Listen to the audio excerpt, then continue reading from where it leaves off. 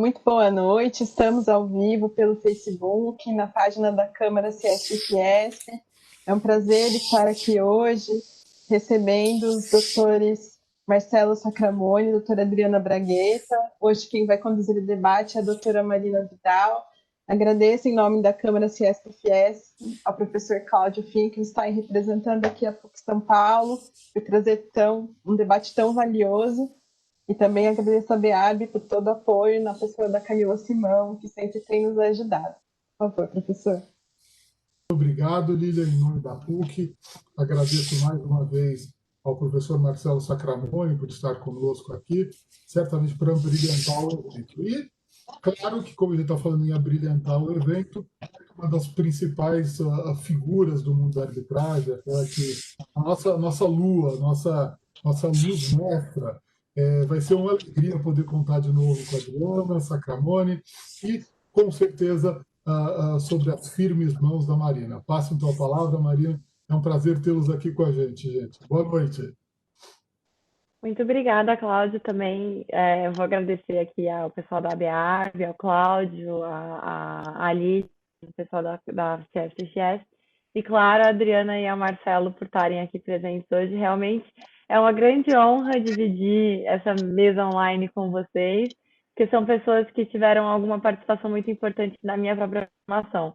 Marcelo me descascando no mestrado, me ensinando muitas coisas que eu não sabia sobre a RJ, e a Adriana, acho que ela talvez nem se lembre, mas quem é multi e tem a Adriana no painel nunca se esquece dela. Realmente, assim, é marcante. Então, estou muito feliz aqui de estar no papel de conduzir as perguntas e não de recebê-las da doutora Bragueta, porque realmente é algo que a gente não esquece.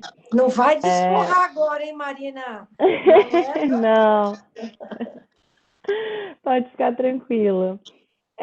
Bom, dito isso, acho que a gente pode passar para a primeira pergunta, que acho que faz sentido, de fato, o Marcelo responder, já que a gente quer saber o que o juiz deve fazer, né? A primeira pergunta que a gente tem hoje para debater é em relação ao artigo 7º da Lei de Arbitragem.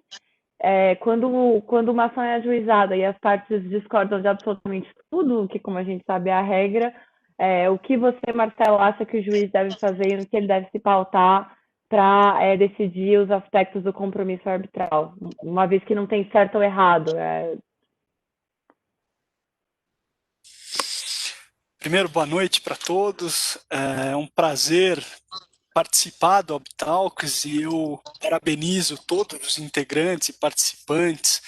E aí, parabenizo o professor Cláudio Finkenstein, amigo da PUC, parabenizo você, Marina, por coordenar esse debate e agradeço por participar junto com a professora Adriana Bragueta, sempre que nos ilumina nesse tema. E aí, para começar, a gente está sobre uma ação do artigo 7º da Lei de Arbitragem a respeito do compromisso arbitral ou de uma cláusula, de uma convenção que não estabelece todos os requisitos necessários para que a arbitragem seja instalada.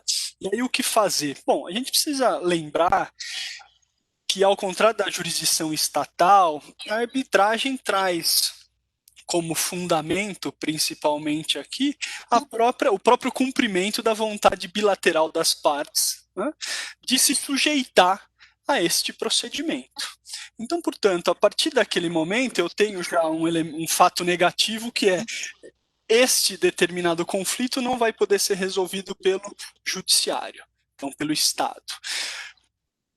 Quem vai submetê-lo ou quem vai apreciá-lo, a vontade das partes deve ser extraída. E aí o próprio procedimento exige uma audiência do procedimento do artigo 7º para que se possa entender, diante daquele conflito, qual é a resistência das partes a fazerem, a afirmarem um compromisso.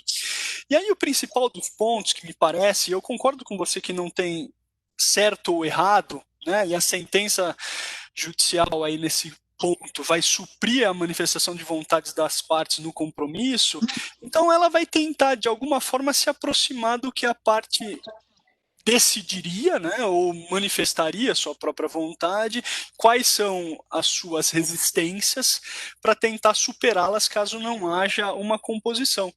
Então, extremamente, nos conflitos, pelo menos que passaram por mim a época na vara com competência arbitral, essas questões acabavam se resolvendo na própria conciliação e escolha da submissão de uma determinada Câmara, de um determinado regramento de uma determinada Câmara. E isso acabava suprindo já este conflito entre as partes. Dificilmente o juiz chega a impor um árbitro único para ambas, como a lei prevê, mas tenta se aproximá-las de uma determinada solução comum que de alguma forma está sendo obstada por alguma resistência pontual que é rapidamente suprimível. Dificilmente o juiz vai precisar regulamentar todos os elementos desse compromisso arbitral, mas talvez só superar alguma dificuldade.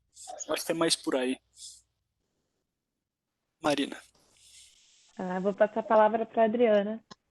Ok, Marina, primeiro eu queria agradecer a CIESP, Fiesp, na pessoa da Lilian, uma Câmara que eu tenho maior admiração, participo do Conselho,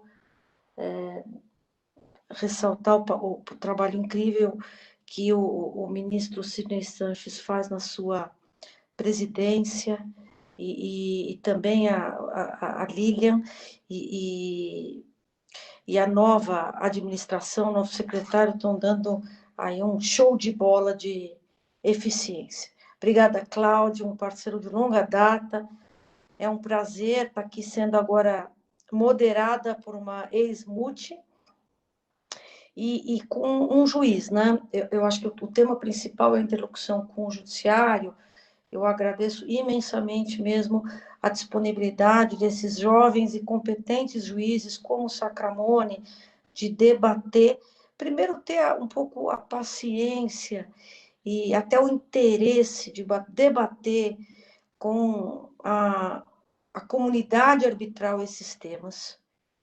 E que quando um juiz da competência sua, Sacramone, faz essa gentileza conosco, é uma demonstração incrível da importância também que o tema suscita, sabe? Da importância que o judiciário dá à vontade das partes, ao respeito a uma solução consensada extrajudiciário, e isso, como também você costuma dizer, professor de Direito Comercial, é fundamental para a segurança de investimentos e para o país ser tido como um país sério. Mas, respondendo ao tema, assim, a ação do artigo 7º tem uma coisa muito interessante, que vale a pena lembrar que o legislador optou para que, ainda que você tenha cláusulas problemáticas, que são as cláusulas vazias, ela seja completada pelo juiz. Em outras legislações, quando a gente fala de arbitragem doméstica, o caminho do legislador foi diferente. Eu tenho para mim que a opção, lá em 96, foi muito adequada, porque naquele momento nós não tínhamos nenhuma experiência com arbitragem, nenhuma vivência. Então, era muito importante que ela, eu vou colocar a expressão entre aspas, valesse a qualquer custo, sob pena de vários problemas na cláusula arbitral pudessem reconduzir a uma instituição da jurisdição estatal. Essa valência a qualquer custo não é correto, porque, evidentemente, tem que haver uma cláusula arbitral excluindo a jurisdição estatal, só que ela não é completa. Não tem, sobretudo, a forma de instituir o tribunal arbitral. A partir daí, ele consegue, com pernas próprias, andar. Então, primeiro, a escolha da lei é uma escolha, tenho para mim, num ambiente de um país sem nenhuma experiência, que éramos há 24 anos atrás, muito adequada. Segundo, já tive casos como advogado, casos, inclusive, muito limítrofes sobre a própria conceituação, se era uma cláusula vazia ou se era uma cláusula absolutamente inoperante, ou seja, não havia delegação de jurisdição privada. Então, temas um pouco mais sofisticados. Mas tenho para mim que, como deve ser a função de um juiz? O que o advogado espera? E o que eu acho que é mais prático? Para mim, eu acho que, do ponto de vista de um julgador, a coisa mais fácil a fazer é escolher uma câmara arbitral. Não se preocupar com a complementação do compromisso arbitral por inteiro. Porque, evidentemente, não é só escolher o árbitro, né? Não convém, por várias razões, e se tiver tempo a gente fala sobre isso, sem dúvida a arbitragem administrada sempre tem vantagem se comparada com a arbitragem ad hoc.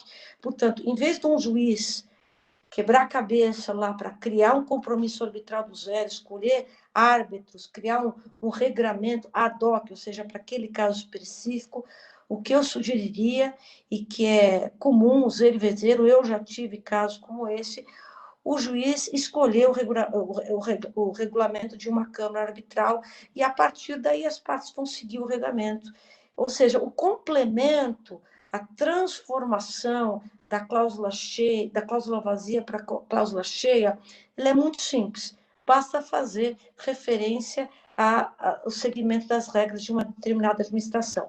Acho que cabe, nos casos que eu tive, os juízes indagaram as partes se havia preferências por certas instituições arbitrais. Então, me parece que isso pode ser feito. E em alguns casos que eu já tive, não houve, e simplesmente o juiz escolheu e o fez por sentença arbitral, e iniciou-se a arbitragem e foi conduzida a excelente termo. Então, há outras ponderações que eu deixaria aí para um juiz. E as partes também, evidentemente. Veja o tamanho da causa. Veja se é uma causa de valor médio para baixo, convém um árbitro único. Às vezes nem isso na cláusula também consta. Se for uma cláusula de valor expressivo, talvez convenha a referência a 3 árbitros. Mas, tirando este cuidado, eu escolheria seguramente as principais câmaras arbitrais, como Fiesp, Ciesp, Kansas-CBC, CCI, ficaria na zona de conforto e, com muita tranquilidade, escolheria uma das instituições. Marina. Perfeito, concordo 100%, Adriana. E acho que dentro desse procedimento de escolha também faz bastante sentido, caso as partes discordem por algum motivo, tentar procurar um local neutro ou algum lugar que não favoreça, no caso de discórdia, nenhuma das partes especificamente. Mas dito isso, acho que é exatamente isso, e acho que também poderia ser algo a ser pensado, os próprios tribunais criarem uma lista de câmeras confiáveis e irem fazendo talvez um revezamento, ou privilegiar por vez uma, por vez outra, para que também não exista aí um favoritismo sempre em favor de uma ou de outra. Acho que seria bastante interessante pensar em algo nesse sentido também. Mas acho que é bem o que você disse, é discricionário, e dentro dessa discricionariedade é bastante recomendado ou esperado que se siga um procedimento mais completo, já testado e já aplicado pelas câmaras arbitrais, exatamente. E aqui só complementar uma coisa, você tocou num ponto, não é indispensável, mas algumas câmaras, o regulamento da CCI tem regra própria se as partes não escolherem a sede. Eu acho que o juiz poderia, inclusive, evidentemente a gente imagina que seria até a sede do foro, que essa ação do artigo 7º foi intentada, mas como ele pode definir o conteúdo do compromisso arbitral, também estaria ao encargo do juiz decidir essa importante questão que é a sede, né? Que vai atrair um pouquinho a competência para anulação. Exato. Nas experiências que eu tive, foi exatamente o que aconteceu. A sede acabou ficando, salvo uma em que a ação foi ajuizada no Nordeste, e aí as partes acabaram concordando em submeter a arbitragem à CAN, aí mudaram a sede para a sede da própria Câmara. Mas acho que como regra, pelo que eu tenho visto, é isso mesmo. Não sei, Marcelo, se você tem alguma coisa diferente na sua experiência. Aqui o problema era menor, até porque a vara já tinha competência aqui para os conflitos arbitrais da capital, então, como as principais câmaras já estavam aqui, as partes eram daqui, dificilmente essa questão sequer é debatida. Então, e a gente acaba escolhendo, ou as partes acabam escolhendo, e o juiz facilitando essa escolha, os regramentos específicos de câmaras que já estão aqui localizadas. Então, não há grande repercussão nisso.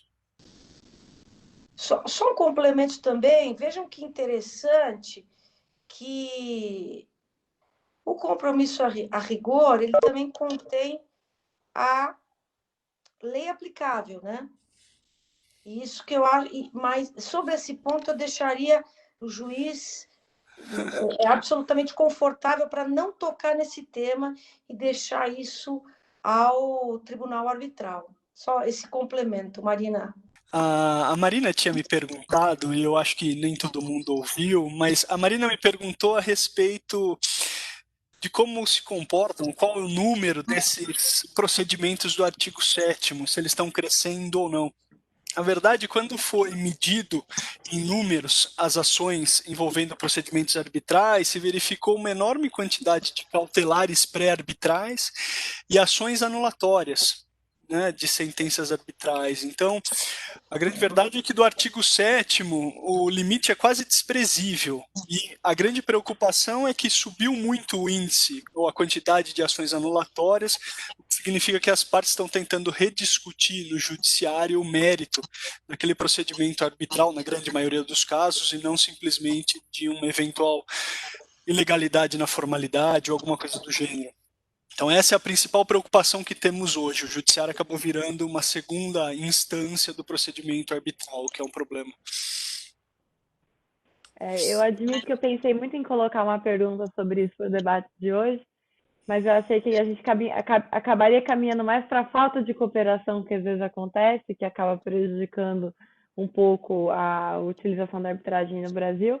E acho que de repente a gente pode até voltar nesse assunto na última pergunta, sobre o que pode fazer para se tornar um parceiro da arbitragem nessa busca para que o Instituto continue sendo muito forte no Brasil. Mas é bastante, acho que frustrante para qualquer um que participa de um procedimento arbitral, com todas as complexidades que ele envolve, ver uma sentença anulada, com base no mérito da sentença arbitral, né? Que, infelizmente, cada vez mais vem sendo tentado, ao menos, pelas partes. Mas, Marina, posso fazer já um comentário? Vamos tratar disso já, porque isso é muito importante. Eu posso? Claro. Veja, eu acompanho o que acontece também mundo afora, né? Essa tendência um pouco... Primeiro, é interessante, Sacramone, o que você levantou da jurimetria, que você quase não vê execução de sentença arbitral. Se a gente fizer um cruzamento de dados entre o número de arbitragens que são resolvidas e as tentativas de anulação, eu não tenho esse número aqui, mas eu arriscaria dizer que o número das tentativas de anulação, primeiro, ainda é muito baixo, em que pese ter tido crescimento. Eu acho que esse crescimento existe no mundo afora, não é só no Brasil. Eu vou falar também um pouquinho sobre ele. Mas o que é o dado reverso? O que é o reverso da moeda? Se não tem execução, na imensa maioria dos casos, há cumprimento espontâneo do laudo. Confesso, meu escritório, que até recentemente eu participei, que é o Eliel Batista, advogando 20 anos só em arbitragem, era a nossa experiência lá, e a experiência que eu posso dizer que era compartilhada pelos principais escritórios de advocacia do Brasil. São poucos os casos que a gente precisa executar. Então, esse índice de eficiência do Instituto, ele não é captado pela jurimetria. A jurimetria ele só vai captar os casos onde há uma anulatória, uma tentativa. Eu confesso também aos senhores que a minha visão hoje, a minha visão pessoal, existe uma expansão muito grande, inclusive para casos pequenos. Para casos, os casos bilionários, não é aqui só. Qualquer lugar do mundo, às vezes quem perde vai tentar alguma coisa. Não é prerrogativa nossa. Não é um defeito nosso. É a própria forma do sistema. O que me parece que aconteceu nos últimos anos? Um ingresso muito grande de novos advogados, novos entrantes na arbitragem. E vários desses novos entrantes, por exemplo, se alguém já me consulta, Adriana, o que você acha de uma anulação desse caso? Aí eu, por exemplo, nunca entrei com anulatória. Eu, muito provavelmente, vou falar, olha, não, tecnicamente não é um caso de anulatória e não vou patrocinar a demanda. Mas tem advogado para todo tipo de coisa, inclusive para entrar com anulatórias que não tem nenhum sentido. Evidentemente, nós temos um caso de uma anulação recente por falta de declaração, que foi decidida agora no TJ, mas tirando esse caso, que também tem posições para os dois lados, eu diria que eu ainda vejo o judiciário brasileiro muito adequado, sobretudo no Tribunal de Justiça de São Paulo, e os juízes das varas especializadas, os 4 juízes dessa vara onde o Sacramone atuou, muito atentos, muito ciosos, e o fato deles aplicarem corretamente, e inclusive haver os ônus sucumbenciais de uma anulatória, fará com que ela se mantenha, creio eu, espero eu, num volume reduzido. Ainda a gente tem muitos advogados que estão patrocinando demandas que não param em pé. Desculpa essa pequena análise aí. Adriana, se eu puder aproveitar essa análise, vou fazer uma pergunta específica, então, da sua opinião. Sobre o caso Abengoa, queria saber se para você foi uma situação também foi um pouco ali além do que ele costuma ou deveria ir, ou se foi algo que para você foi feito dentro do que era pelas hipóteses de não homologação de sentença arbitral. Eu vejo o caso Abengoa, já falei isso publicamente, não sei se o Sacramone conhece esse caso. Sacramone, o STJ não reconheceu esse caso. Você conhece esse caso, Sacramone? Sim. Tá. Eu vejo, vou dizer, Marina, eu vejo com bons olhos. Eu achei que, primeiro, não é simples. Demorou um tempão. Nesses casos onde vai ter uma anulação, deixa eu vou falar o lado positivo. Pude ver que o STJ ponderou longamente as posições das partes, olhou a Convenção de Nova York, olhou regras da IBA, olhou a decisão que havia sido proferida em Nova York, e o voto majoritário, o voto condutor, foi não dar conhecimento porque houve um erro objetivo na declaração do árbitro presidente do escritório. O sistema é esse. Objetivamente aconteceu alguma coisa, no caso da Bengoa, quero dizer, portanto, eu acho que é a correta aplicação. Tem um voto que, infelizmente, parece que é o voto condutor, mas é o único ministro que decidiu, que ingressou numa análise um pouco mais detalhada para dizer que a aplicação da multa estava incorreta. Mas se a gente olhar todos os outros votos, todos os outros ministros falam, não, isso eu não vou nem decidir, porque isso é olhar o mérito, nós não podemos olhar o mérito, mas nós podemos verificar se aquele que foi árbitro podia sê-lo ou houve um vício na revelação. E, no nosso entender, houve. Então, para mim, o caso Abengoa é um peso e contrapeso. Nessas minhas palestras mundo afora, eu vi também a decisão ser muito comentada positivamente. Deixa eu só dar um pitaco, que eu brinco sempre que o juiz não pode ver um processo na frente que ele está louco para decidir e decide. E no caso da arbitragem, me parece, e eu concordo com a Adriana, que o número revela não as anulações em face das decisões, porque o número pode ser infinitamente pequeno e a gente só olha o que já houve de ingresso no judiciário e compara entre, por exemplo, cautelares. Então, eu não meço a efetividade da recuperação da arbitragem, mas sim os desvios. Então, eu parto do desvio. Mas com relação a esse aspecto, me parece, Marina, que o judiciário está absolutamente convencido que não deve interferir no mérito especificamente desta demanda, e concorde ou não com a decisão do caso Abengoa, o judiciário fez uma menção especificamente, ou analisou especificamente, se as formalidades foram preenchidas sem ingressar no mérito propriamente dito. E a gente tem visto nas varas especializadas, principalmente aqui da capital, desde o início, e agora que foi a competência migrou da falência para a empresarial, absolutamente essa convicção de que há uma jurisdição ali especial que é respeitada e só se analisa se o procedimento formalmente foi respeitado. Então, me parece que nesse ponto, a jurisdição estatal e a jurisdição arbitral acabam se complementando e têm se respeitado, ou pelo menos aqui em São Paulo, acho que isso é bem nítido. Obrigada, Marcelo. Obrigada, Adriana. Acho que veio uma ideia aí, de repente, para as próprias câmeras arbitrais. Não sei se elas conseguiriam fazer isso, mas de repente fazer um levantamento, porque elas sabem as partes das sentenças que foram proferidas e conseguem ter acesso às execuções que foram iniciadas. Então, de repente, também fosse um trabalho interessante a ser feito, a gente parar de partir do problema e começar a partir de dados mais concretos de sentenças que foram proferidas e quantas foram realmente espontaneamente cumpridas, né? Em relação ao Abengoa, eu concordo, mas a minha leitura dos votos era um pouquinho diferente. Eu acho que os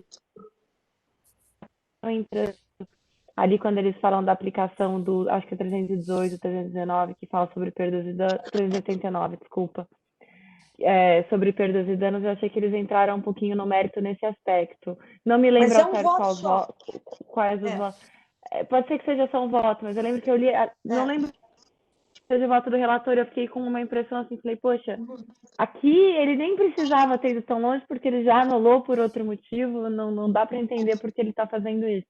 E aí colocou as partes numa situação muito complicada, né? Mas então, se você olhar o que aconteceu, se olhar todos os votos, é um só ministro, só que ele que foi quem foi relatar, fazer o acórdão, mas não é a opinião dos demais, que está, inclusive, por escrito. Então, a gente tem que olhar um pouquinho, a opinião ainda é um caso claro de que não entrou, teve um voto que eu acho que extrapolou o limite mesmo, e os demais me parece que ficaram, se olhar o conteúdo do voto, Marina, eles ficaram nos limites objetivos aí da escolha do ato, da revelação, né? Tá. Deixa eu ver aqui. Acho que a gente pode passar para a próxima pergunta. Senão não vamos ter tempo de ir para todas. A não ser que vocês queiram falar mais uma coisa sobre esse tópico de anulação, que eu sei que é bem polêmico e imagino que podemos. Tá. Eu vou falar dois dados, assim. É o seguinte, é importante ter, sistemicamente, a arbitragem, ela tem uma, como é que os americanos falam? Accountability.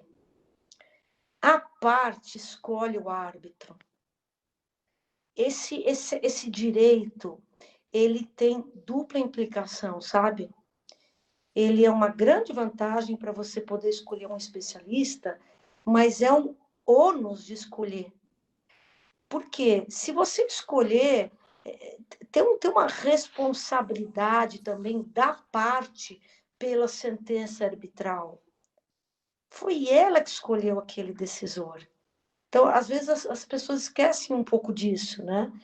E eu acho da anulatória, hoje em dia, eu brinco nas palestras que eu dou, eu digo, Sacramone, que hoje, com o novo CPC, ficou com certeza mais claro que o judiciário é mais caro que a arbitragem. Porque em nenhuma arbitragem um árbitro dá 10 ou 20% do valor da causa. Mas no E aí, judiciário também não. ele não está aplicando aquela regra lá, Também não. mas dá um E medo agora então, dá um medo. da incompetência. A gente pode até discutir isso, porque uma das coisas que foi até uma surpresa, quando a gente fez o estudo de girometria, e o Guedes, especificamente com a BJ, avaliou quantos era o prognóstico de recebermos no judiciário essas demandas para a criação das duas varas, o número acabou sendo preciso nos primeiros 6 meses. Então, a gente conseguiu medir especificamente o quanto ia crescer. Só que esse número, depois de 6 meses, começou a crescer mais do que o modelo.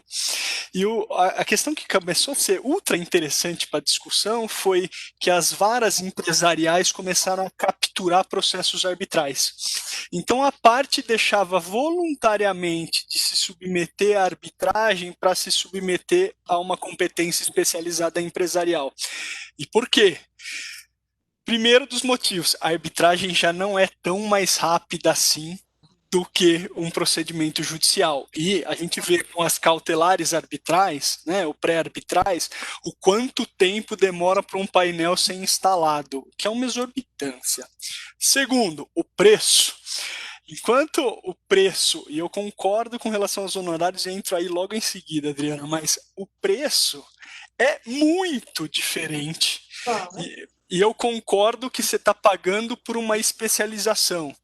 Só que na medida em que o Tribunal de Justiça começou a criar varas especializadas no conflito empresarial, às vezes o preço não se justifica, e aí eu vou ter que analisar custo e benefício. E aí foi medido até, e claro que eu tenho duplo grau de jurisdição, se eu não concordar com o primeiro grau, vou para uma Câmara especializada, né, o que acabou sendo um enorme atrativo desses processos. E aí o custo especificamente de honorários foi avaliado com relação a esses 10% e 20% que na prática ele não é aplicado. Isso chega até R$750 mil. Quando os honorários ultrapassam, e essa é uma marca que foi medida pela BJ, quando o honorário ultrapassa R$750 mil, o juiz fixa por equidade. Mesmo com o novo CPC? Mesmo com o novo CPC, não há, ele fixa por equidade. Então existe um teto na prática do específico valor. Mas vou dizer o seguinte, na hora de você decidir por uma anulatória, é um super fator, entendeu? Você fala, eu tenho um caso de 100 milhões, eu posso ter um juiz que vai dar 10 ou 20 milhões se eu perder. É muito dinheiro, né? É muito dinheiro. E eu acho que isso também é um desincentivo a medidas anulatórias sem sentido. O que eu tenho visto é que a parte que perde, eu tenho visto uma ou outra anulatória para tentar ganhar algum leverage para acordo. E depois de 6 meses, 1 ano, desistem no anulatório e fazem acordo.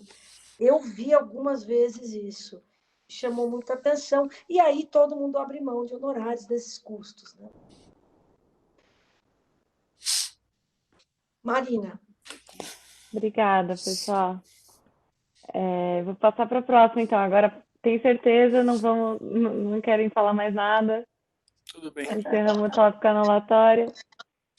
Então, vamos falar sobre carta arbitral. Talvez a gente acabe falando um pouco sobre anulação também nesse tópico, mas em relação ao escrutínio que o juiz pode fazer quando ele recebe uma carta arbitral.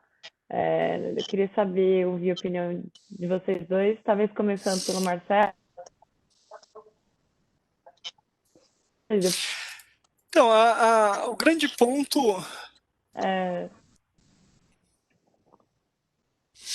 O grande ponto, eu acho, da pergunta, Marina, é não só com relação aos aspectos formais, então, a carta arbitral ser acompanhada da convenção de arbitragem, a carta arbitral ser acompanhada da nomeação dos árbitros, da aceitação para as funções. esses são aspectos formais, né? Então, se a gente voltar ao 267 do CPC, né, com os requisitos de todo e qualquer título, a carta arbitral também tem que ter, então, a fundamentação e assim por diante. A grande questão é, e se eu tenho uma carta arbitral contra legem? Né? Uma carta arbitral que fixa uma determinada obrigação para uma das partes que contraria a nossa lei. Pode o juiz que vai dar cumprimento a esta carta recusar e avaliar o mérito para saber se ele é ou não contra a lege? E aí é curioso isso, porque se num primeiro momento, como judiciário, a gente falaria, como assim, eu vou dar cumprimento à ordem manifestamente ilegal? Então, ordem, a gente tem um brocardo no judiciário que é ordem manifestamente ilegal não deve ser cumprida. E aí tem alguns pontos interessantes. Por quê? Porque na arbitragem as partes podem escolher, inclusive, a lei a ser aplicada.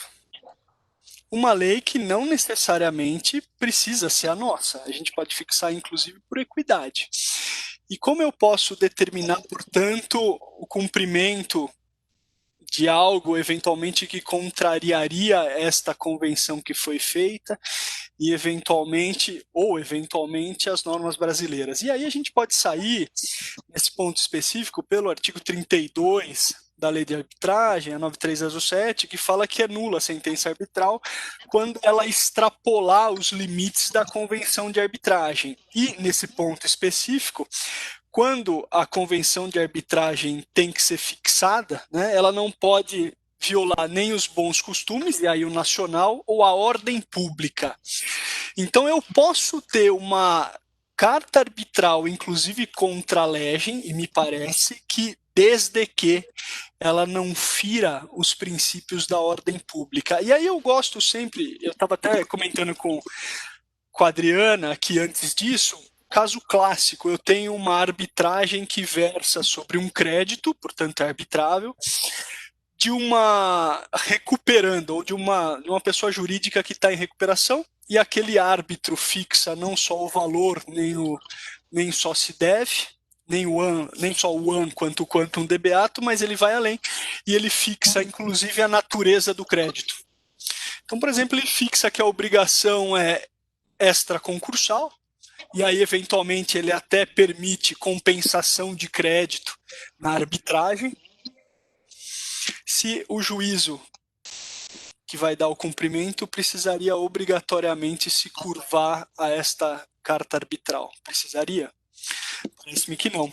Se houver aí a extra petita, ou seja, se a decisão extrapolar o que foi fixado na convenção arbitral ou não ficar limitado nesses aspectos ao bom costume e à ordem pública, e aí envolvendo interesses de terceiros, como na recuperação judicial, as normas são de ordem pública, o juiz não precisaria dar cumprimento àquela ordem, ou ele só daria, que é o caso, daria cumprimento naquilo que não contrariasse a ordem pública. Então, por quanto aquele devedor efetivamente deve, se ele efetivamente deve, ele habilita aquele crédito, mas considera eventualmente aquele crédito como concursal, por exemplo. Então, me parece que o juízo, em regra, não poderia aferir o mérito daquela carta para dar cumprimento, simplesmente os aspectos formais de que ela está regularmente constituída, que ela é autêntica, exceto se violar bom costume ou normas de ordem pública. Ele poderia, sim, recusar o cumprimento, parece.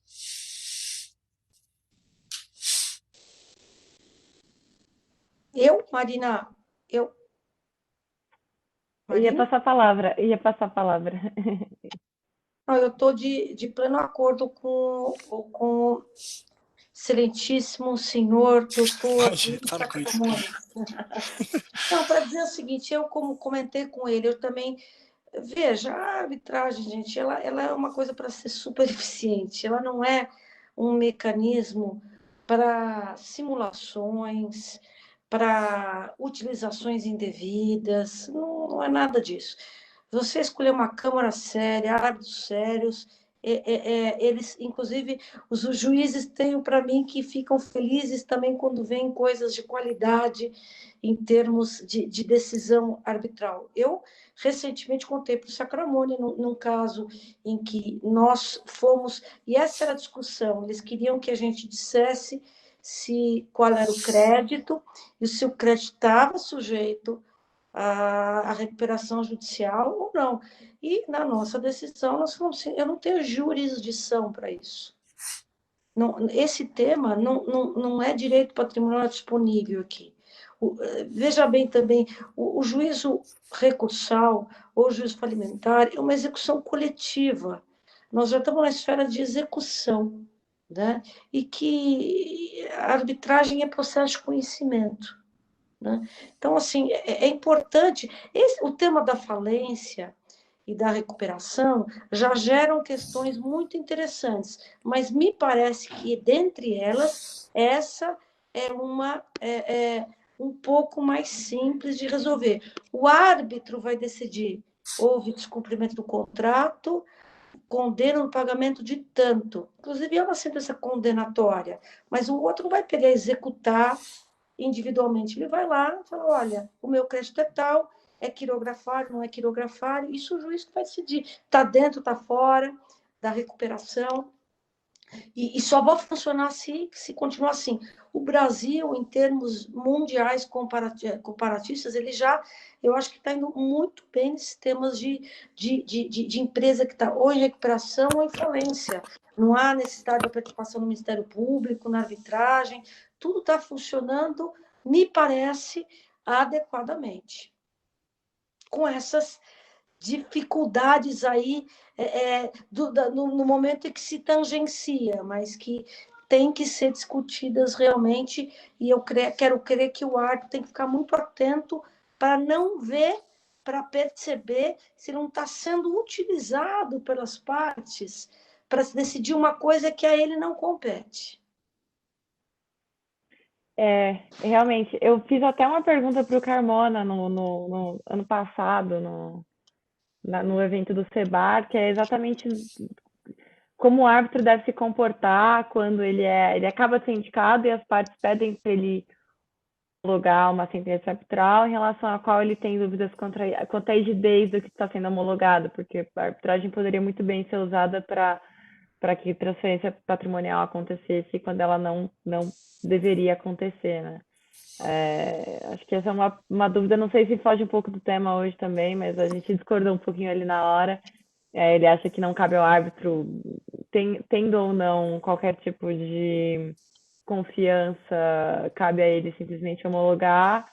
Eu já acho que, sendo uma situação em que há indícios de que aquilo está se prestando a fraudar algum tipo de transferência ilícita, eu acho que cabe ao árbitro pedir esclarecimentos ou algo assim para as partes. Sabe que tem posso interferir rapidinho, Marina? Claro. Que era o seguinte, é um enorme problema essa questão, e falo da recuperação porque é uma matéria que eu tenho até mais proximidade, e que é o seguinte, os problemas da arbitragem com o judiciário, e aí nesse campo, para mim, é enorme. Então a gente tem uma enorme discussão, por exemplo, sobre validade de cláusula de vencimento antecipado. Então, por exemplo, se pedir recuperação implica, chama ipso facto clauses, né? Então, se pedir recuperação implica a rescisão do contrato. E esse contrato tem uma cláusula arbitral. Que é um caso interessantíssimo. E aí está o seguinte, o árbitro pode falar se a cláusula é válida? Entende-se que sim, que ele poderia. Mas o contrato é essencial para a recuperação. Pouco importa, as partes convencionaram e ela sabia o que era essencial.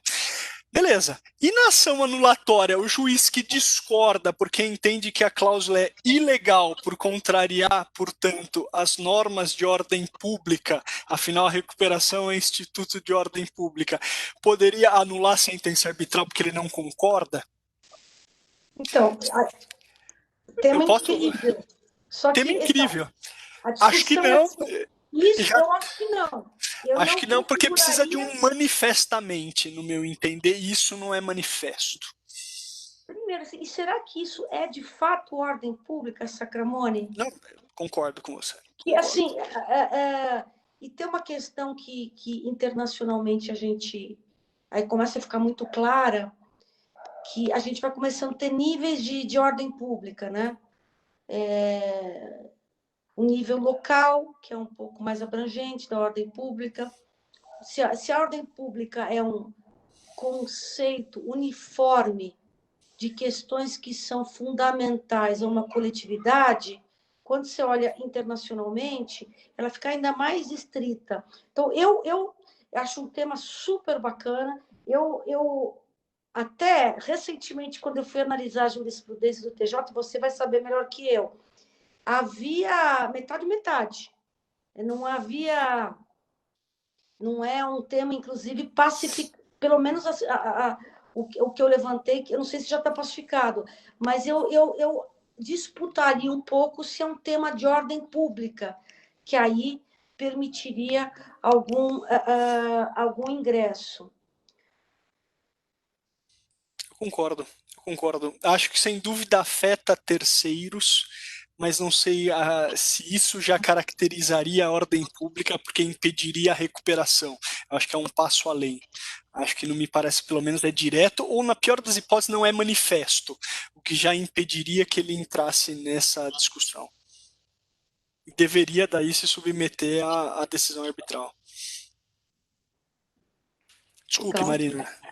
Imagina. Não, eu queria dizer que a gente acaba se prendendo muito na questão da ordem pública e talvez a gente acabe esquecendo de pensar em outras circunstâncias que poderiam surgir também numa carta arbitral. Então, será que no âmbito de uma carta arbitral poderia a parte pedir ao juiz que se recusasse a cumprir porque o árbitro é parcial, por exemplo? O que vocês acham? nossa, que ótimo tema. Interessante. Eu até quando eu vi você escrever esse tema, eu diria, olha, o juiz poderia se recusar a partir do momento que tivesse configurada uma das hipóteses do 32. Veja, primeiro a prova disso é dificílima, né? Então, talvez seja uma questão escolar, para fins de reflexão. Mas eu tenho para mim, e eu vou também fazer isso com muita cautela, quando a gente olha o sistema, o artigo 32, que é anulação por violação à ordem pública, inarbitrabilidade, falta de devido processo legal, sentença extrapetita, são expressões de ordem pública, né? Então, ser árbitro, quem não poderia ser, que é uma das hipóteses, por que é ordem pública? Nenhum país, há uma concordância que nenhum país entende como adequado um laudo arbitral emitido por quem não deve ser o árbitro, né? Então, assim, se convencido da prova, eu acredito que poderia ser uma das exceções. É que é dificílima disso, né? Ele pode, eu diria que era o safe side do juiz é falar assim, olha, você tem que impugnar o árbitro. É isso. Decidiu-se o impugnar o árbitro, é na anulatória que você vai discutir, não é esse momento. O juízo aqui é muito perfunctório, então você tem que ser uma coisa muito patente, senão é na anulatória que você vai discutir. Isso tem até precedente em relação à impugnação judicial da nomeação do árbitro, tem se recusado para se entender na anulatória depois que a sentença é proferida, e daí vai se olhar a formalidade da sua nomeação. Eu só queria diferenciar, e aí a gente tem bastante isso no judiciário, embora na arbitragem talvez não seja tanto, mas no judiciário a gente tem isso mais célere, mais firme, que é o seguinte: eu posso, e me parece que aqui é aplicável o mesmo raciocínio, eu posso impugnar, eu posso anular a sentença em razão da nomeação de alguém, ou por corrupção passiva, né, que prevaricação, as hipóteses do 32, né? Mas, além de tudo, por alguém que não poderia ter sido nomeado como árbitro. E aí a questão é formal, não é tão substancial com relação a ele ser simplesmente parcial ou não, mas ele não poder estar naquele conflito em razão de um conflito de interesses próprio que ele tem. Formal, seja tenha ele deferido, ou tenha ele proferido a sentença em que sentido fosse. Então aqui me vai muito mais as questões de proximidade com a parte do que em relação ao mérito propriamente da demanda e se ele tinha, por exemplo, uma posição anterior ou qualquer coisa do gênero. E aí o disclosure que o árbitro faz já supriria essa questão, né? A gente vai olhar a formalização ou não disso.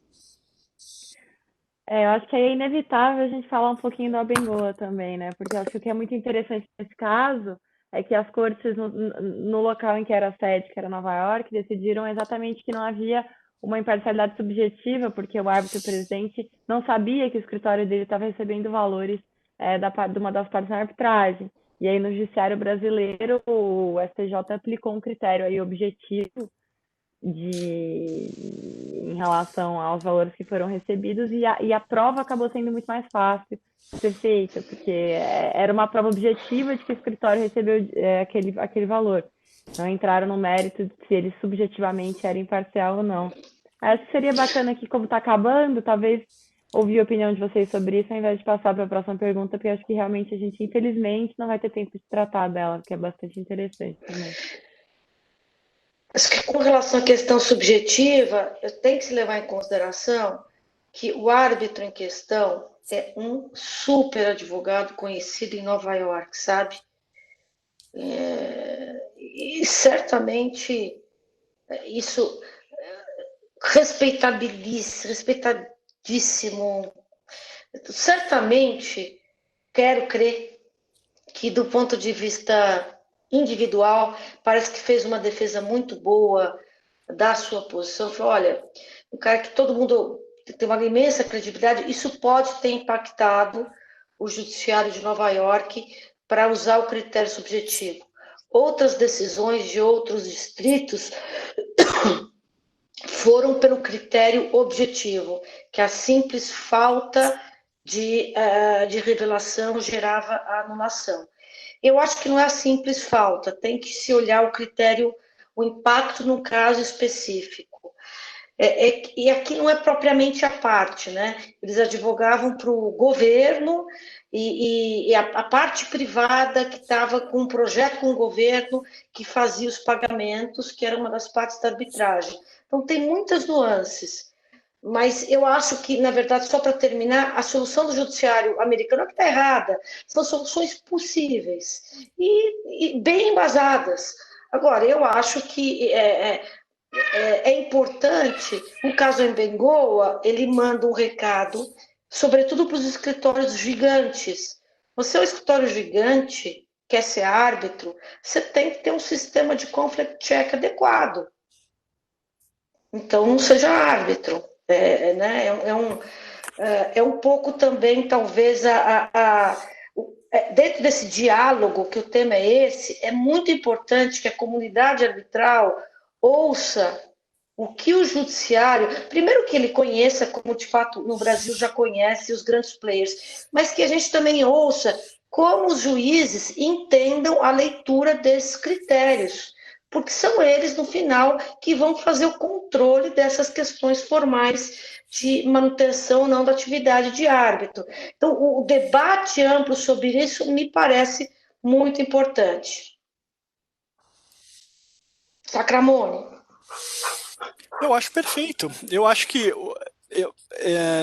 formalmente o disclosure tem que ser um parâmetro, mas eu concordo que não pode ser só e tem que ser o quanto isso influencia ou pode influenciar de alguma forma o sentido, ou não o sentido da decisão, mas o papel dele como árbitro, porque se for algo absolutamente insignificante, que não pode, parece que não faz o menor sentido que o judiciário seja utilizado para passar por cima da sentença, né? Porque as partes convencionaram e E eu volto sempre a esse ponto, a arbitragem não deixa de ser uma manifestação de vontade entre as partes que tem que ser preservada, inclusive pelo judiciário, porque a autonomia de vontade dela própria, função social, boa-fé objetiva, e eu não posso fazer com que o judiciário utilize de formalidades absolutamente irrelevantes, que pode acontecer, não vou dizer que é o caso, mas que pode acontecer para superar o que foi decidido, porque daí a arbitragem acaba. Então, eu acho que é um parâmetro, mas um parâmetro que talvez não possa ser o único. E aí faz mais sentido que isso fique mais justo. Bom, muito obrigada. Acho que a gente pode passar, então, para a última pergunta, que também tem a ver muito com o que a gente está discutindo aqui. Queria saber, na opinião de vocês, o que o judiciário pode fazer para cooperar com as partes, árbitros, para tornar a arbitragem, o Brasil, uma sede mais atrativa para procedimentos arbitrais. Posso começar? Claro. Eu gosto muito dessa pergunta porque é a primeira vez que eu vejo uma mudança, porque sempre me perguntam o seguinte, como é que pode o judiciário ser melhor, né? E agora eu me pergunto, por quê? Porque a gente tem a outra face da moeda, eu de dentro vendo vocês, falando o seguinte, não, mas a arbitragem, como assim, não é um sucesso já? Vocês acham que ela ainda pode ser melhor? E o que me leva, o judiciário então não está tão ruim assim. O que é ótimo. Mas vejam, do ponto de vista daqui, o que o judiciário pode fazer com relação à arbitragem, para que a arbitragem melhore, eu digo o seguinte, é o judiciário continuar respeitando a arbitragem. Eu acho que a gente podia melhorar essa pergunta, e assim, o que a arbitragem pode fazer por ela própria para melhorar? Porque ela foi criada como uma alternativa do judiciário, e se o judiciário melhorou, e eu quero crer que melhorou, a arbitragem começou agora a competir com o judiciário, o que é ótimo para os dois lados. E aí, me parece que se a gente se especializou e a arbitragem já estava especializada, ela precisa correr atrás de algumas outras coisas. Talvez a publicidade da decisão, uma das coisas que é quase um tabu na arbitragem, deva ser repensada para fazer com que aquela decisão, primeiro para criar jurisprudência, porque eu brinco que a gente, como professor de empresarial, a gente está perdendo muito sem saber o conteúdo, porque eu posso ter verdadeiras lições de direito que não estão sendo divulgadas, o que é inconcebível, primeiro dos pontos. E segundo, porque eu preciso gerar uma meritocracia no próprio árbitro, que ele saiba que aquela decisão vai ser conhecida e vai ser criticada pelos seus próprios pares. E aí ele vai ficar com melhor renome, e aquele que não conseguiu proferir vai ser avaliado e não vai ser mais nomeado. Ele cria um sistema de incentivos. E talvez isso seja relevante. Então, o primeiro dos pontos que eu acho que a arbitragem deve começar a pensar é até que ponto a questão do sigilo merece ainda ser tratada, e se a gente não poderia suprimir o sigilo, claro que não, porque ele tem uma função, talvez, no sistema arbitral, mas de alguma forma ser repensado para que esses casos comecem a ser conhecidos e, principalmente, o árbitro comece a se submeter não só às partes, mas ao público. Qual foi a argumentação construída e qual foi o fundamento? Acho que esse é um ponto importante para todo mundo. Adriana, mutou. Vamos marcar, Marina, Cláudio e Lilian, por favor, um follow-up dessa conversa. Eu adoraria a gente ter 1 hora para discutir esse tema, porque esse tema é complexo. Eu pessoalmente adoraria que os extratos dos laudos que tratam com profundidade de direito civil, comercial, já fossem publicados há 10 anos. Eu vejo, e o Sacramone e os atuais não, porque o Sacramone falou, por bem, quem está numa situação privilegiada são os juízes das 4 varas, que eles sim veem os laudos de casos que são laudos muito bons, como também laudos ruins. Eu acho que tem verdadeiras preciosidades. Agora, a questão, ela não é simples. O sistema de arbitragem de investimento, ele sofreu um grande revés e um prejuízo muito grande pela publicidade exacerbada. Tudo é público. Toda petição, toda audiência, os árbitros ficaram marcados indevidamente, um é pró isso, um é pró aquilo. Então, eu acho que o tema é o tema da hora. Essa aula que eu dei para a Paula na sexta-feira é sigilo arbitral e ordem pública. O tema da hora é modular. A transparência de alguns atos, ela não é completamente perniciosa à arbitragem, pelo contrário, a fortalece. Então, talvez possamos ter, por exemplo, sentenças sem o nome dos árbitros, que não precisa promover os árbitros, mas eles sabem que vão ter escrutínio, ou partes das sentenças na parte que seja de direito. Isso já é permitido há décadas. E a CCI mudou radicalmente o padrão mundial. Nós ainda estamos em fase de transição. A partir de 1 de janeiro de 2019, todos os laudos da CCI serão, em tese, publicados. Só que para isso aconteça, se alguma parte se opuser, a CCI não publica. Mas certamente, num futuro próximo, de 3 ou 4 anos, nós veremos, quero crer, um volume muito maior. A CCBC está fazendo um trabalho muito bacana, Fiesp também estão começando a ter, né, Lina, essa discussão lá, para termos mecanismos de publicação de pelo menos alguma coisa, sobretudo, eu digo isso para ter acesso ao estudo de qualidade de alguns temas que são a prática do direito comercial.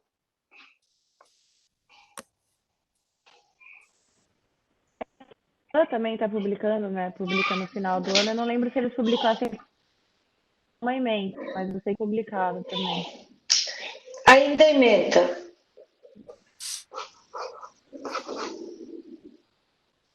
Acho que é isso. Pessoal, tem algumas perguntas aqui, mas como a gente passou um pouquinho o tempo, eu acho que, infelizmente, a gente vai ter que encerrar sem passar por elas. Agradeço. Só posso fazer uma coisa? Marina, antes de você dar a palavra final, Sacramone, queria te agradecer, porque nós da comunidade arbitral, você não imagina como é precioso para nós um juiz como você, super atarefado, professor, se dispor a bater papo e ajudar a gente a melhorar, porque isso é a última coisa que você falou.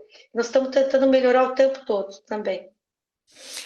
Não, eu que agradeço, foi um prazer e eu estou sempre à disposição de vocês para debater e faz com que a gente saia do castelo, do Poder Judiciário e comece a verificar outros temas que eventualmente a gente não tem contato. Então, acho que a conversa permite que os dois lados evoluam, por isso que eu sempre estou à disposição e é um enorme prazer sempre.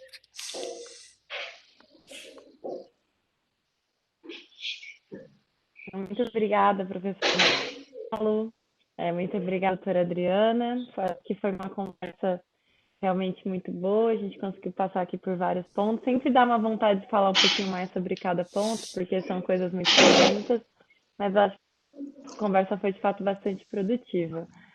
O Cláudio me passou um recadinho aqui para eu falar para todo mundo que na semana que vem a conversa vai ser sobre arbitragem em relações de consumo, com a Suzana Cata Preta e o Luciano Tim. Também, com certeza, vai ser uma conversa bastante especial, estão todos convidados. E muito obrigada a todos que assistiram a gente hoje, também tiraram um tempinho na segunda-feira para debater aqui com a gente essas questões. Peço desculpa mais uma vez por a gente ter extrapolado o tempo e não conseguido passar pelas perguntas que foram feitas no Facebook, mas tenho certeza que estão sendo todas anotadas pelo Cláudio para um próximo Arbitalks, de repente, já endereçá-las de início. Um abraço a todos, muito obrigada. Parabéns à Ciesp e à PUC, viu? Um abraço. Foi ótimo, parabéns.